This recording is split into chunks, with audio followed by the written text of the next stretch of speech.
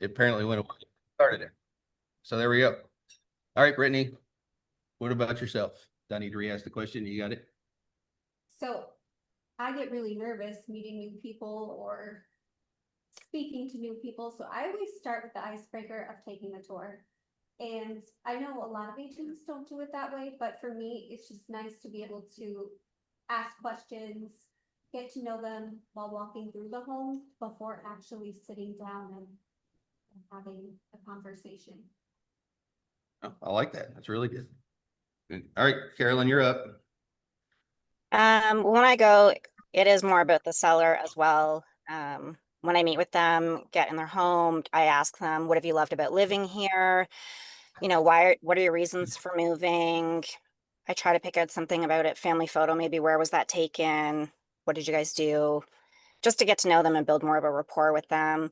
I always take a beverage if it's offered so that they feel comfortable, like I'm a guest in their home. Just try to start to build that relationship. Yeah, that's perfect. Thank you very much. Anybody do anything different? I do exactly what Brittany does. I do the tour first, and it just kind of softens the seller and it softens me, and then I get into it. But I love what you said about asking them what's most important to them, because I had a seller recently where I had to circle back to what was most important to her, because I wasn't focused on that. I just came in there with what I thought was important. Exactly. And so I like that. That's great. Awesome, awesome. Scotty P? I would like to just express the importance of tonality and your excitement, you know, it's just, you have that immediate opportunity, you're there, and I'm always like, you know, thanks for meeting with me today, I can't wait, you know, excited, so your energy level is very important. No, that's perfect. Yep, you're exactly right. People are going to reflect what you present to them, right? If you go in and you're in a bad mood and you're feeling the jumps, they're probably going to think, yeah, they're not going to work with that person. Anybody else? Nope. All right, we'll move to the next question. Carolyn, we're going to let you lead this one off. We'll go the other direction. How do you handle it when a seller's desired price is way above market value and still walk away with the listing? Well, I like to have a conversation with them as to why they feel their home's at that value. If it's an emotional reason, financial, have they seen homes in the area that have gone for that much? Or have they recently put a whole bunch of money into their home that they think should be dollar for dollar coming back to them? And then work with them on it, have an opportunity to present comparables to them, to their home, and just say, hey, this is kind of where the market's indicating you're at. But let's talk a little bit more about your number and then see what they have to say after we go through all of the information. Typically, if I have somebody that's really stubborn, like I just had a lady that insisted 250, it was emotional, and like 199 was a stretch. Wow. Thankfully, her children helped me out a little bit and just saying, hey, mom, you need to be a little bit more realistic. With what we're looking at. And it all just came down to she didn't want to move. She needed to because she was older. Oh, So I just really try to dial in why they're at that value and then work with them on it. Nope, that's perfect. Perfect, perfect. Brittany, what do you do? I feel like this is something I've been struggling with lately. So I work with an investor and he always just tells me this is what I want, and he's always pushing it. And him pushing it has not worked lately. So I've just gotten really into figuring out what the exact statistics are for each property, days on the market for homes that are overpriced compared to homes that are priced right. And you just putting the facts in front of them so they can see it. Yeah, I know we talked about that the other day. Yeah. If you get the facts and they're still adamant, at least they understand, they know it's not you. Yeah. Perfect, perfect. Hoover? I spend a lot of time talking about pricing with them, both before the appointment and especially during it, because And this is exactly what I say. Of all the conversations we have today, pricing is gonna be the most important thing to talk about. And to put them at ease, and usually before the appointment, I'll ask them, do you have a ballpark figure in mind for what you would like, what you think the home will sell for? And sometimes they give me a number and sometimes they don't. They'll say, well, that's why I'm having you out. And then I push back and I'll say, well, let's dream a little bit. So dream case scenario, you get what you want in your mind, what would that be? So I don't let them slide on, that's why I'm having you out here, but I'll say, hey, just give me a number because pricing is gonna be the most important thing we talk about at our appointment. And I wanna make sure that I'm able to realistically meet your expectations in regards to that. So I'll do my research before and after I come to the appointment. And most recently, I went to this listing appointment in Auburn and I didn't have comps because there were no comps for it. So I said, well, why don't I come through and preview the property first? Then I'll go back and do my research. And normally I don't do that. I want to come in fully prepared with my presentation, comparables, tax record. I come in with an estimated net sheet, best and worst case scenario. Because if I don't know the personality type of who I'm meeting with, I want to make sure that I've covered all the bases and I'm fully prepared. Probably comes from my days as a Boy Scout, you know, even there. But I come in there and I'll tell them in the beginning too, one of three things that's going to happen today. I think this might be a Mike Ferry or Tom Ferry script. One of three things is going to happen today. You're either going to decide to list with me, and that would be awesome. You're going to decide not to list with me, and that would be awesome. Or I'm going to decide that I can't take your listing. And a lot of times they look at me puzzled like, well, why wouldn't you take it? Well, if I don't feel that I can realistically meet your expectations and give you the result you're looking for, then I will turn it down because I'm not willing to gamble and risk my own money when I market your home on a property that isn't going to sell. When you hire me, you're hiring a result. And so, as your agent, my job is to get you the best result you're looking for. And so that's why pricing it correctly right out of the gate is critical. And so the good news is we're going to price your home together.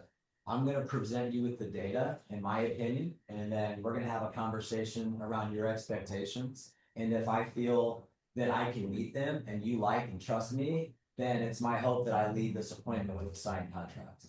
And so that's another question I asked them on the phone when I'm preparing for the appointment is, if you like me and everything that I have to say, is there any reason why you wouldn't sign a contract with me at that appointment? And I know that might sound aggressive or feel uncomfortable. I didn't used to do that. But again, I want to, in my mind, find out how ready are they, how motivated are they?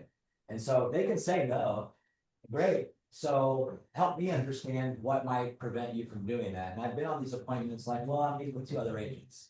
Okay, great. May I ask who I'm going up against? I'd like to go first. And I like to try to find out who the agent, most of the time they'll tell you. And so I just prepare. I prepare to present my stats against stat agents if I pull those. Again, I just want to come in there and eliminate any possible objection that there may be, because once I eliminate all the objections, and it's the same thing once the property is listed, if you remove all the buyer's objections, that's when the contract comes in. So if I remove any objection possible or address it with the seller to make them feel comfortable, they're going to sign a contract with me. No, love it. Anybody else do anything differently? Scotty P?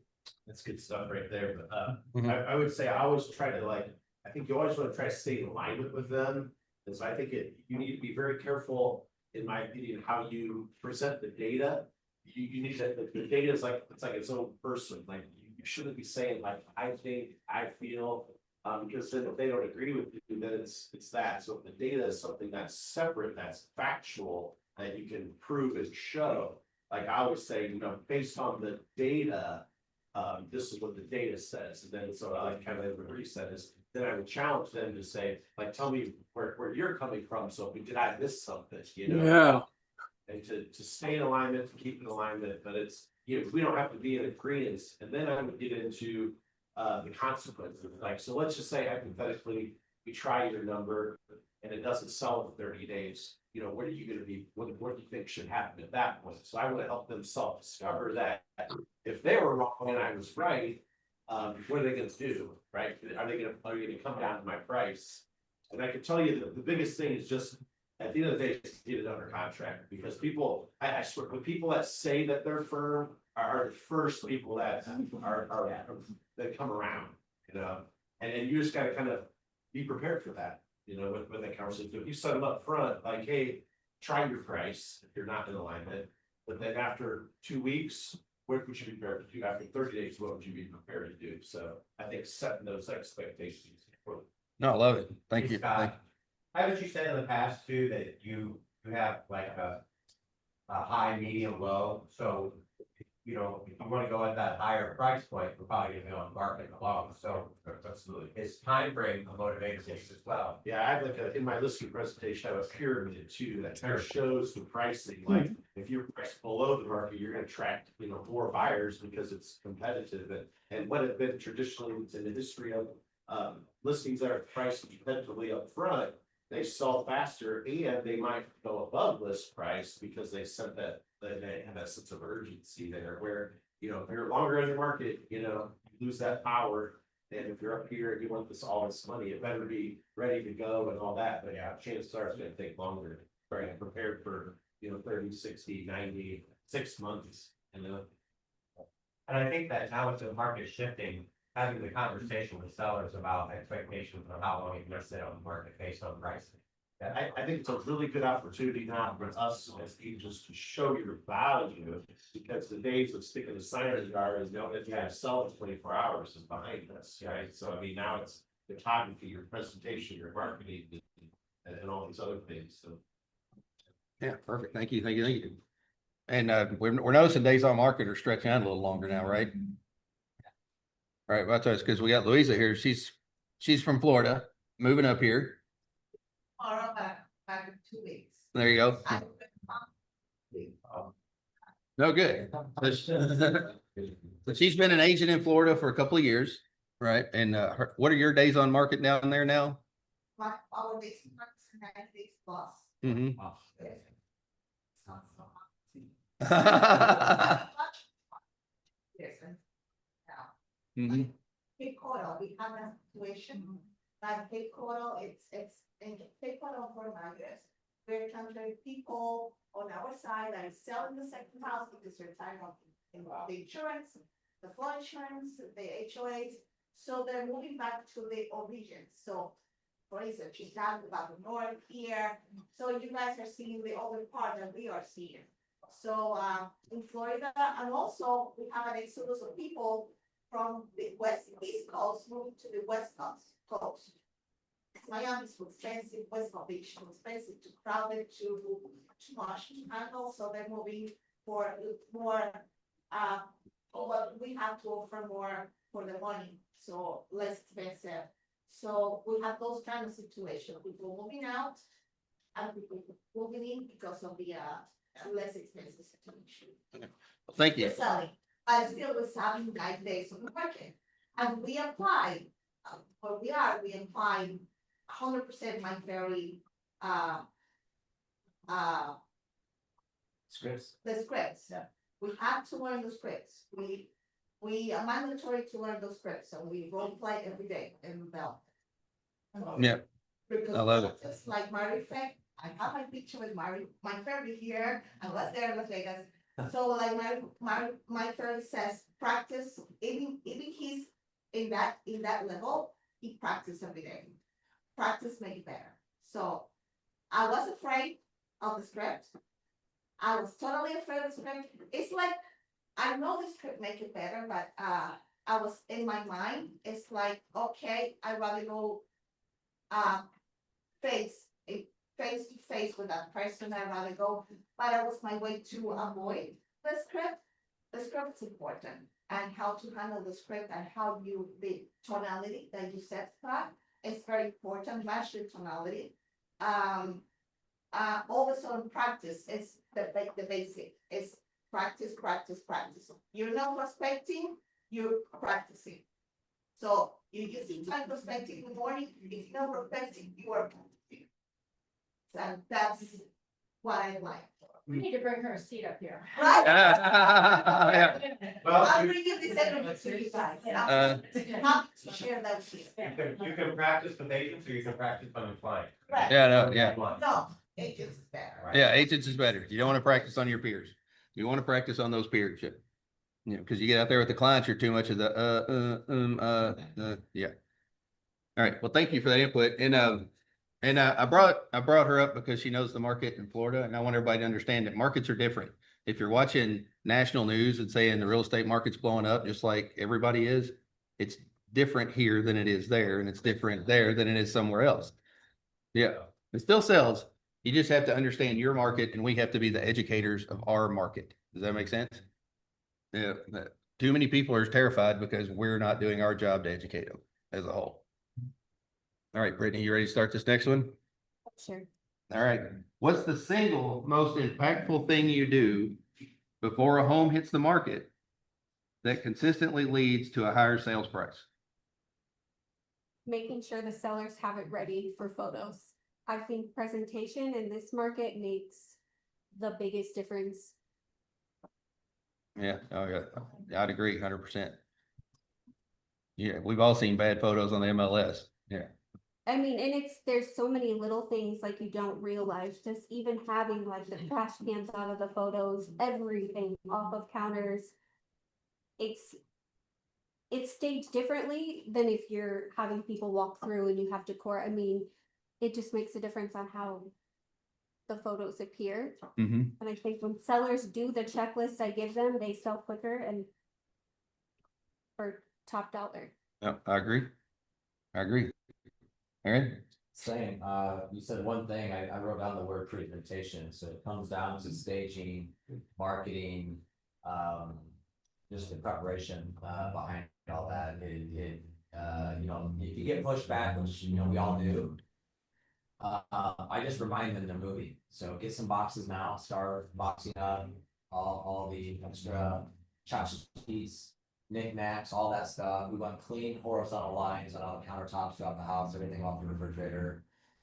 So, send them a list in advance, and a lot of times, you know, when you do your initial walkthrough too, you know, how much help you need, or, you know, it's refreshing when you go into an appointment and they're almost ready for photographs. And some people, believe it or not, actually live that way. It's awesome and kind of weird, but yeah, I'd say presentation is like the That's next thing. scary. Yeah, You yeah. walk in and you're like, You guys are ready. I think I brought my sign a lot, Bob. just put that toilet seat down for good. Yeah, that's that.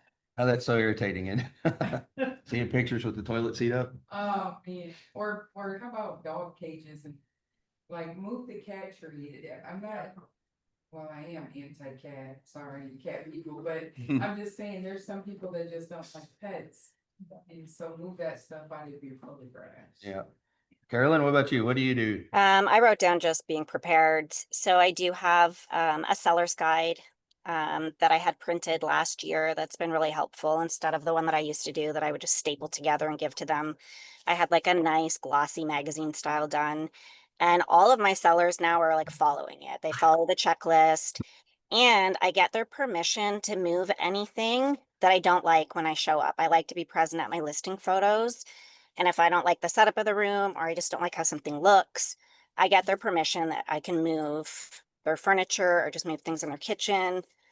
Speaking of toilet lids being up, I'm a big stickler for things on the fridge. So when I go in, I'm like, can you please clear everything off your fridge? Like, can you put the save the date in your calendar or put it somewhere else that you can look at it. And the photos of your kids are great, but please take them off of your fridge while we're marketing your property. But a lot of people do really go through that checklist. And I have found since I've done that, they are a lot more prepared when we come to do photos and then even like first day on market. Yeah, perfect. Perfect. You got something else, Scotty Pete? Yeah, definitely all good stuff. I'm big on eliminating objections. So I try to like have this view before I go in, like I'm a buyer, what am I noticing? And I'll use an example of one of my new listings. He was out of state. And so he had been using it as a rental. And so, you know, I just, as I walked up, I mean, the front needed some landscaping work, de-weeded, needed new mulch, had peeling paint around the house. Had some of that fancy spray foam stuff that had expanded in different areas, and so, yeah, just eliminated all those objections, and I had a guy.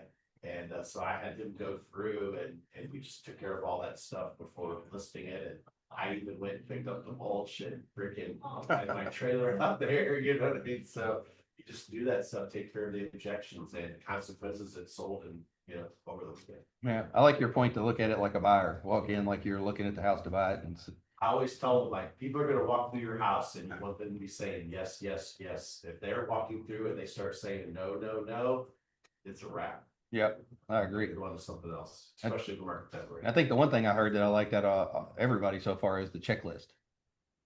Yeah, have a checklist. So that way you're never forgetting anything that anybody needs to do. And then kind of expanding on the furniture thing Mhm. that Carolyn mentioned, I kind of told them, if you're not sitting in this stuff, if you're not using this desk or this chair or whatever, anything that you can remove, like less is more, less obstructions, you know, no personal pictures and photography and all that stuff. And definitely the fridge is my thing too. Like, I don't want to see all your family for the last 20 years and, you know, all your to-do lists. It's like, yeah, get it out of here.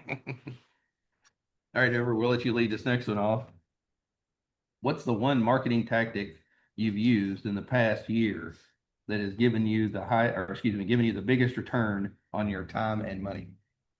Definitely social media. And I'll just share a story from last night. So, put a deal together on a $1.4 million listing.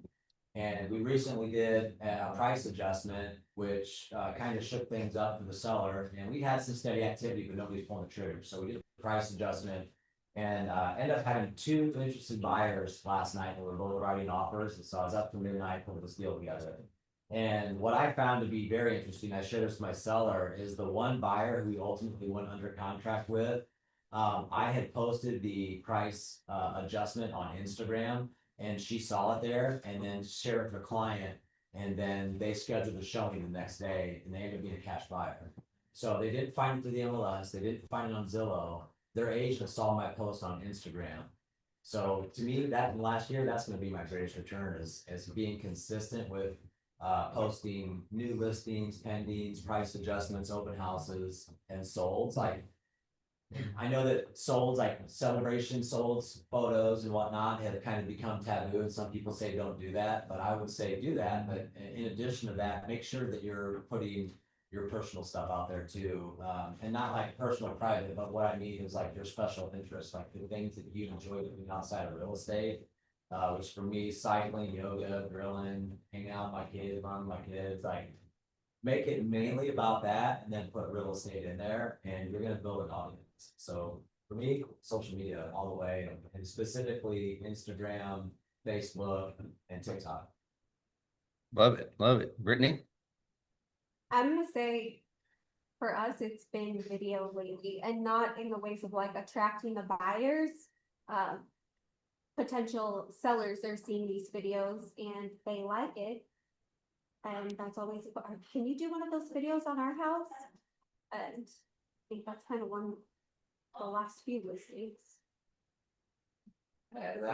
Yeah. So something that's been eye-opening for me is like, I'm looking at the insights and analytics on all my posts, and to Brittany's point, video is probably 10 times more engaging. It gets, I look at the likes on my Instagram, and I, you know, again, like I'm not the social media influencer. I might get like 9 or 12 likes if I post a just listed photo. But when I do a video, it's 80, 120. I mean, the engagement is just much higher, and the reach, you know, the algorithm, I think, just captures video at a higher level and gets it in front of more people. And it's more engaging. It's more engaging than the day. They get a deeper glimpse into who you are when you post video. So that was a big aha for me recently. I'm like, well, I need to get back to just, even if it's a silly 30-second clip about something that's going on in my day, I just need to do more of that. Well, I love it. Carolyn?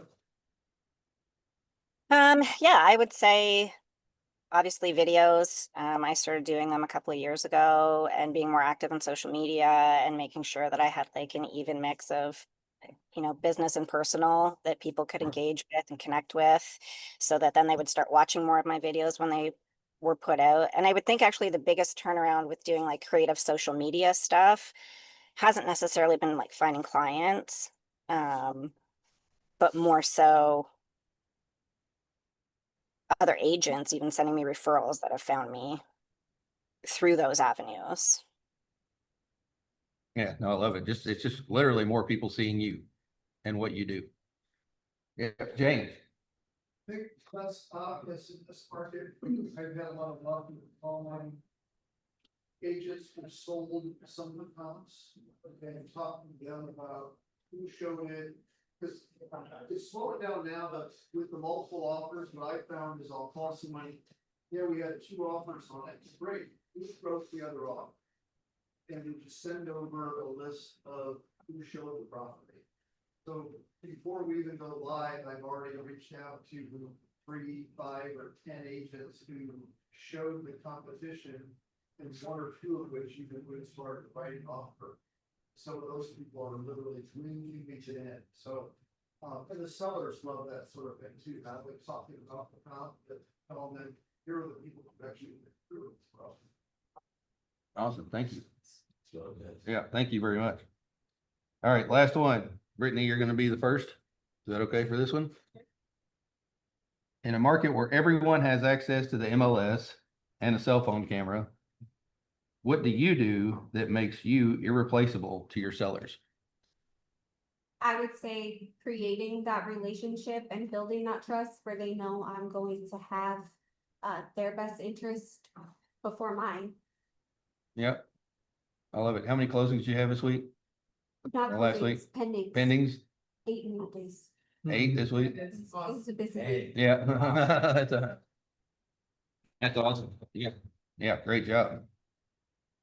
Were you done, Britt? Yeah. Oh, Carolyn, what about you? Well, I would say I don't use my cell phone camera.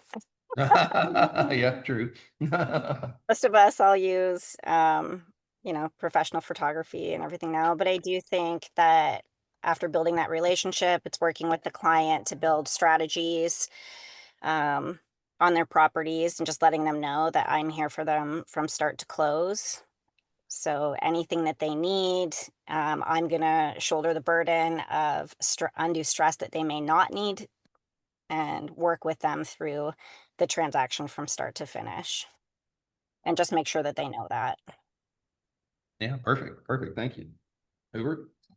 I would say, first of all, I don't believe I'm irreplaceable. I think, we all are, you know, truth be told, like, if I walk out and get hit by a bus, like, all my clients would find somebody else to help me, right? So, but I think more importantly, we have to build a relationship, like the girl said, but we also have to show up as our authentic self, because that's how we build a community and a tribe around who we are and connect with people at a deeper level, is by finding things that we have in common with each other. And so, again, my communities are yoga, cycling, I do this carnivore diet, running has become something new, me and my boys. So finding the community around those and building those relationships there, that's where your business is going to come from. When people know you, like you, and trust you, they'll do business with you. And Scott and I have been saying this for years, like, real estate is simple, not easy, but we learned this from a good friend, Sean Carpenter. And there's 3 things: we build relationships, we solve problems, and we have to have a little fun along the way. So I really hung on to that over the years. I know if I'm building relationships, helping the people in my sphere or network solve problems when it comes to their living arrangements, I need a place to live. That's a problem. I can solve that. This home no longer meets my needs, or I'm relocating. That's a problem for them. I can solve that. So if we're building, maintain those relationships, helping to solve the problems, and have a little fun along the way, real estate does become simple. Yeah, perfect. Do you have something, Scotty P? I was gonna say communication, negotiation, and providing solutions, I would say would be my big things. And communication, like, I always ask them, like, how do they want to communicate? I mean, obviously, depending on their age, they want to text, they want to call, like, what's their expectations? So I think establishing that up front. And I would also say communication with your peers, like, I don't know, I'm sure you all experienced this where like, maybe you've asked a question of another realtor and they don't call you back or they don't respond to your emails or, feedback and all those things. And man, when I've got a listing and somebody's showing it, like I dig in, like if they think they're gonna be writing an offer, I'm communicating, or if I'm getting multiple offers, I feel like I go the extra mile. I think some realtors lazy, they'll just, they just take the first offer. If I feel like that there's multiple things, I'm going back and I'm telling them what they need to do, on behalf of my client, if there's 12 things that we can negotiate, I'm gonna try to get them all 12 and just who's gonna rise to the top. So communicating, negotiating with the other realtors, and then just providing solutions. I mean, I had this deal where I had a buyer and the listing, there was lots of foundation concerns, there's work that was done, it was overpriced, and we went back and forth like 3 different times, not communicating with the realtor and understood that it was a solid price thing and just kept at it. And I feel like by me going the extra mile, just not giving up, I finally got it under contract. So, just working together, solutions and communication, negotiation. I read a stat to where I think 75% of the sellers expected to be contacted at least every other day by their listing agent. Some form or fashion, whether it's email, text message, phone call. 75% of the sellers want to be contacted at least every other day. Yeah. Well, I have a seller who doesn't allow me to contact her every other day because she's contacted me. 2 times a week. So she got it covered for you. But I've learned with her that I have to manage upward to her. I'm using my corporate terms.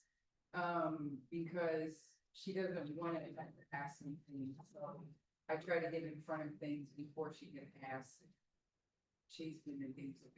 That's very key. I mean, if you're doing a good job, they shouldn't have to ask these questions. And so a lot of the sellers, people stress is the stress of the unknown, but they know the next steps involved. So that's why we have systems in place to like, hey, your home's listed now. Here's what's going to happen. Once it goes under contract, here's what's going to happen. And same with the buyer, same with the seller. So they know everything that's coming. Yeah, and the importance of a great listing presentation. She's like obsessing, like every day, like, well, this house went pending and it was on the market at the same time as mine. And why hasn't my house sold yet? And she made me take down one of the listing pictures of the back of the house because she said you can see the imperfections in the siding. And I'm like, no, you can't. But I just said, I don't think this is gonna stop people from wanting to come see the home. Like, they're not looking that close, but if it makes you uncomfortable, she's like, yeah, it does, take it down. Oh, wow. But that's like, when you see it, That's now they're not exactly, interested. that's exactly what I said. I'm like, Wasting everybody's time. yes. Exactly what I said. Does anybody have a question that they want to ask our panel? Carolyn had to step off because she had listing pictures to get to. It's like to say that it's frustrating when a house gets listed and then you set up a showing, and they're like, hey, I've got an offer just came in and I need to have a 4 or 5 deadline. It's like, well, we can't get there until 3. I mean, I'm like, your seller's in control, you're in control. They obviously want the house because they wrote the offer. Well, she ended up doing a 9 p.m. She had more showings. It's like you're doing a disservice, I don't unless it's a cash offer and they're closing in a week. I mean, I get it, but you're just kind of doing a disservice to your client. So it was funny that she changed it, but it is. It's like, don't be in such a panic though, and it's funny because we looked at one, which is actually closing this week. The seller was out of state. We listed it on Thursday. I wasn't gonna be able to look at offers until Monday. It was amazing. We had 4 offers on it, but it just gave people time to think about it, that, hey, we're making the right decision. And we're gonna get in a cash offer in 10 days. So it worked out. Having taken that first offer that came in, I mean, it was a great offer, but the cash offer was still better. Yeah. So I don't know, just don't be in such a rush, just, you're in control. You've got the seller, you're in control. I think you can buy time in those situations, just like call for a highest and best, like, Right. hey, because of the interest, my seller's calling for highest and best, we're gonna take offers till 10 PM tonight, and then we're gonna go to 8 AM in the morning and make a decision then, and just set that expectation. And put it out there, if they're serious and committed, they want it, they'll honor it. But then you might have those people that come forward like, hey, what will it take to get that contract tonight? Like, well, I mean, you're gonna have to do something really spectacular to get your offer to stand out that would motivate my sellers to do that. But look at how when we were in that frenzy where everybody's, just, I gotta get my offer in, they didn't have time to think about it. And how many people walked away once they were able to finally think about it? It's like, this is a big decision, folks. I know there's. Well, not only that, but then people were doing ridiculous things to get the bid by waiving inspections and then that created a whole flurry of lawsuits. You know, because I think buyers didn't fully understand what they were agreeing to under those conditions and terms and Just think you're looking out for your. yeah, I like today's market. It's a little more, I don't wanna say it's calm or relaxed. I mean, I was up till midnight. Three counter offers and 2 buyers, and I'm just like, my bed, man. Right. But, you know, you work hard for your clients and you put their needs before all others, and guess what? You're doing the right thing and go to sleep well at night and go do lots of deals. Perfect. Thank you, Jill. Any questions? None? Zoomers, y'all have any questions you want to ask the panel? Yeah, I have one more thing I'd like to add. I mean, we talked a Yeah. lot about marketing and presentations, but I would say don't forget prospecting, you know. We haven't talked about that. Like, if you want to take listings, you want to get the appointment. Marketing is gonna be more cast a large net and more long-term, but if you're looking for fast and quicker results that aren't gonna break the bank, get the phone and call people. So prospecting, I think, is something that is very daunting to a lot of agents. We'd rather make a social media post or even shoot a short video because it's easy and it's out there, it's in perpetuity forever, but I think the quickest way to get appointments is just get on the phone and call people. So don't forget prospecting, especially if you're wanting to build a listing based business. Yeah. I would say hopefully you'll get to a point where when you go to this listing appointment, you can say, am I gonna list it or am I gonna buy it? Yeah, That's that's awesome. that's it. I was gonna say, anybody turned down a listing because of any reason whatsoever? Just went to a listing appointment, said no? Okay, so why did you turn down one? These expectations too high. Expectations too high? Not wasting money I knew. on this. It's perfect. Gonna happen. Same thing. He was just. Well, we got that on. Not your guy. Right. Yeah, and that's a great point, Jill. We should never forget that the interview is not one way. It's a 2-way interview. If you don't get along with them, you maybe think, hey, David would be great for that person. Actually, I think a guy reached out to me recently, and then he ended up like giving me a bad review on Zillow. He called me, he was an investor from Alaska, who wanted me to write up a purchase agreement without like being his for free, Mhm. basically. And I respectfully declined, and then he went and put a post on Zillow. Oh, wow. And so I came to this thing like, you know, about how being professional, and I choose, I'm choosing not to work for free. And- Right. And so I'm hoping that Zillow gets rid of that, but like, it's like, come on. What was yours, Hoover? Did you turn down a listing? Same reason, expectations? So they interviewed 5 agents and we couldn't come to terms on price. I mean, they were very unrealistic, so, Scott, you might remember this one, it was in Wells County, and they thought this property was like worth well over $1 million. It was beautiful, but it wasn't that. It ended up being the highest sales price at the time in Wells County. So 5 years later, I did list it, but I walked away from the listing initially. And then this particular couple, I just didn't think they were serious or motivated. They just thought, well, we use this special building method that is unique, and so that makes it worth this. And I'm like, no, it doesn't, unfortunately. But so I walked away from that, and they listed with another agent. So every year for the next 4 years, they went through a different agent. And then 5 years later, a lady called me and said, hey, how come you never called us back when our listing expired each time? I said, well, because you weren't ready to sell it yet. And so she's like, well, we have to now. And later I found out, I think her husband had cancer at the time, but So the motivation became very real for them. And I said, well, I'll come out and meet with you guys, but I'll let you come. But if we agree to do business together, it's going to be on my terms. So I was, I drew a pretty bridge of line in the sand, and ultimately they did listen to me, decided to list it with me, and I had them under contract in less than 30 days for the highest sales price at the time in Willis County. What was the So price? it ended up being around $500,000, but they originally listed it for like $1.5 million.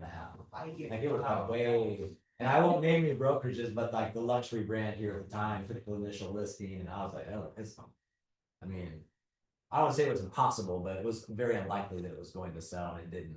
And so they went from that brokerage then to, I think, CB and Remax and C21. And then finally they called me. And again, like when we don't get a listing, even if we lose it, we turn it down, we do pay attention to it. Like I'm always like monitoring, listings that maybe I had an opportunity on that I didn't get or I turned down, just because, you want to check it. I want to, hey, was I wrong? Because none of us are perfect. And there have been times where I have been wrong. But in this situation, I'm not gonna spend the money to market this property knowing that it's not going to sell anywhere near that. Because at the end of the day, like none of us are in business to lose money or even break even. We're in this to provide for our families and make a profit and ultimately invest in other businesses, so. It's a disservice to the listings. Oh, absolutely. You're not gonna Yeah. professionally, you're not gonna go with that. So here's my script to unrealistic sellers that will price their listing. It's like, may I share with you what concerns me about your price? At this price, you're going to be the most interested buyer. You already own it. And the only thing that your listing is going to do at this price is help sell the competition. But you have to have the data to back it up, support it. But I tend to be really direct with people, and I tell them like, well, I'll ask them when I go to the appointment, how honest do you want me to be with you on a scale of 1 to 10? And nobody says, well, I'm really, no, they want a 10, right? Okay, great, because what you're gonna get from me is the truth. And you may not like everything that I have to that I have to say that you hear, but you will like the result of it. Okay, I got a question on the Zoom. Says, Nina said, my client decided not to sell because they had judgment, which reduced the amount they would receive. So do you build in or include a fee that pays you a flat rate for clients that decide not to sell at the last hour after you've done the work and everything like marketing and such? Scott and I had a deal like this where another agent had listed it, and I think the deal fell apart, and we went in there and we ran. This is why you run preliminary title. So we ran preliminary title and found that there were all these judgments attached to the property. So before we, spent money on marketing, photography, and put it on the market, we just went back to the seller and said, hey, we did the preliminary title work, and there's these judgments, and here's your net sheet for 30 grand upside down list based on the judgments on it. So they decided, hey, well, we not only are we not going to sell, we can't sell it. So they decided to put it. Remember that property? I mean, this has been like 15 years ago, and so they decided to put a tenant in there and then use the rent to pay off that debt, and then obviously down the road they would be in a better position to sell the property then. So I would say, so that you're never in that situation again. Make sure before you list the property, do preliminary title work and see if there's any liens or judgments on there that would prevent the seller from selling. Do you do that automatically? I don't. I do the partners. I mean, the expectation is obviously they, use them. I usually just ask the sellers those questions. Yeah, they may not know. Like this family didn't know. Like But it was like because I grandma's house and. On the prelim too before, because I did one and they told me there was nothing on there, and then come to find out they had a mortgage. Oh, wow. It was an estate sale, and so that I should have got captured in the pre-owned. it wasn't. He wasn't, didn't find out until we started doing closing. Wow. $150,000. So do any of you do that, build in like some fees or put forward, like if it doesn't sell for whatever reason, I'm paid back what did tell me? Brian told me the other day, I think the Reagan Ferguson group used to do that. They would have like fees built in. If it doesn't list, then I'm still owed. If it doesn't sell or if you pull away before the contract is up, not if it doesn't sell. Cancel for any Right, reason, you cancel. reimburse me for my marketing expense Right. up to $1,500. Right. I'd probably like start educating them, put them in touch with people that could help them. I mean, maybe those liens can be negotiated, make sure that they're. I'm fine starting with that, helping them see if there's some things they can negotiate them down. Okay. So does anybody do that? Put a flat fee in there? I don't.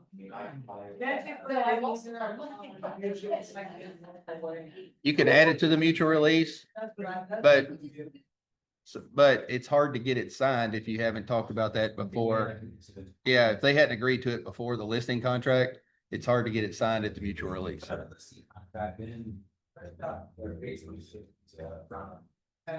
No, I would be proactive instead of reactive, because none of us think that anybody's just gonna back out of a contract or want to withdraw or cancel a listing, but it does happen. So if you, on the front end of things, put a provision or clause in there to protect yourself, which I think is smart, it's very wise, then you're not gonna have to negotiate that through the terms of the mutual release. But you can do it on the mutual release as well. Yeah, so I think it'd be proactive, yeah. Mhm. Yeah. Any other questions? Talk to Scotty P, but I know, he had a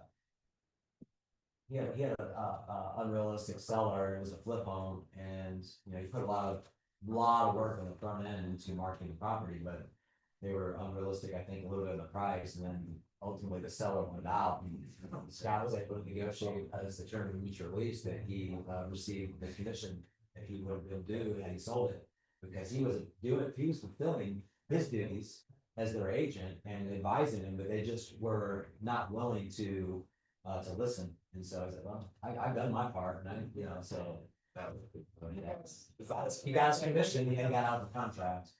And I even had an attorney call me, and it was Henry Najeski called me, but he was still alive, and so Aaron, and at that time I was managing broker, he represented that client and called me, and I said, Henry, I'll send you the listing contract, and Scott has fulfilled all his duties and performances through that contract. So we're gonna hold the seller to that contract. If he wants out, then he's gonna have to agree to Mr. Presto's terms, and then he did.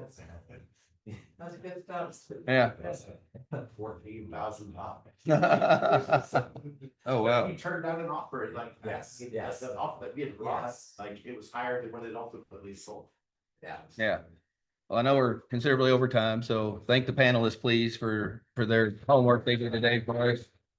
And Carolyn had to go into her picture, so send her a text. Thank you for doing it. Yeah, And of course, we gotta mention Katie. She came up.